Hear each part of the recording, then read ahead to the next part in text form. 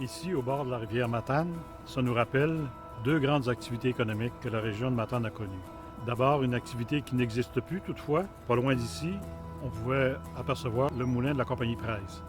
Une immense scierie, une des plus grandes de la compagnie, qui a opéré dans la région de Matane pendant près de 100 ans, utilisait la rivière Matane pour le dravage de son bois et rassemblait ici, à chaque printemps et durant l'été, des milliers de cordes de bois qu'elle sciait dans son usine. Et la rivière Matane, c'est aussi une rivière à saumon. Ça a toujours été une rivière à saumon. À l'époque de la seigneurie, ça l'était, ça l'a été et ça l'est encore. Par contre, les propriétaires qui vivaient le long de la rivière avaient le droit de pêcher le saumon. C'était un droit acquis.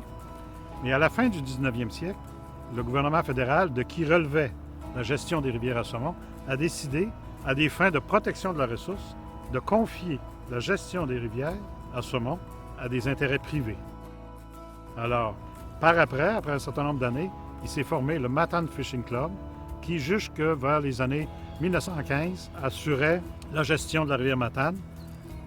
Et au cours de la Deuxième Guerre mondiale, il n'y a eu aucun bail qui a été alloué, ni privé, ni public.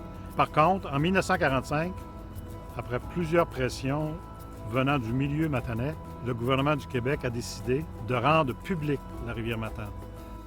En passant cette loi-là, en septembre 1945, le gouvernement du Québec faisait en sorte que la rivière Matane était la première rivière au Québec à devenir publique. Lorsqu'elle est devenue publique en 1945, la ressource était complètement disparue. Il y a eu des efforts immenses qui ont été faits pour régénérer la rivière. Ça a été couronné de succès, un très grand succès.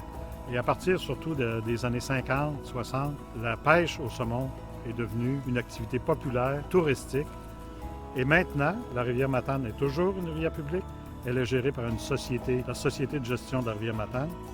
Elle est une des rares rivières à saumon aussi qui passe en plein au centre d'une ville.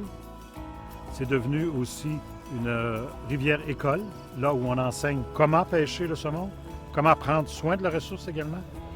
Il faut rappeler que la rivière Matane est une rivière très accessible sur tout son parcours. On peut y pêcher facilement. C'est devenu à la fois une attraction touristique, mais aussi un lieu de pêche et un lieu qui sert à la préservation et à la conservation de l'espèce saumon.